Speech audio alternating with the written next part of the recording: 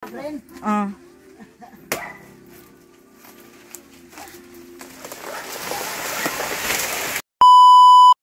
Ay, tika, ipasyal muna kayo sa farm namin.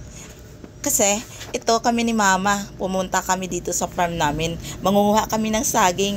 Saging ang pangalan dito ay Cardava. Sabi ni Mama, pwede na ba daw itong tagain itong saging na to? Saging. Basta saging, sweet loving. Dili pa. Katong usa na may Dili pa, haha, sabi ni Mama. Kasi nga, ito, alanganin pa kasi kunin namin yung saging na yan, guys. Ano bang, alam nyo ba kung anong pangalan ng saging na yan? Yan ang tawag na Cardava.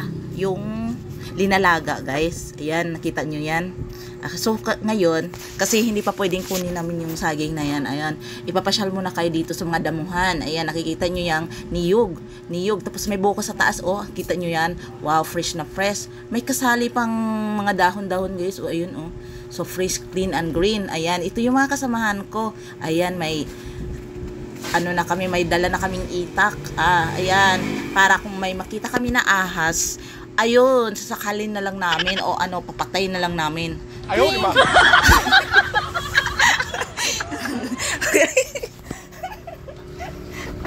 Ay, sakalin ginaganyan. Natawa ko sa Tagalog.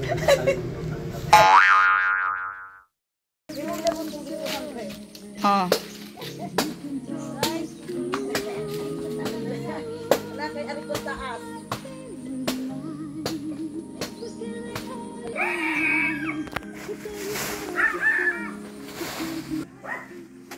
manabren. Ah.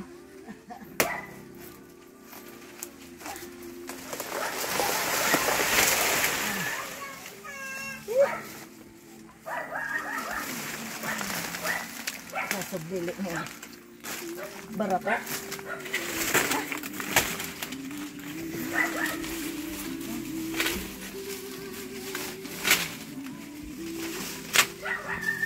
Tangking lakas daan. With your friend. Dili. Okay kayo. Wag at.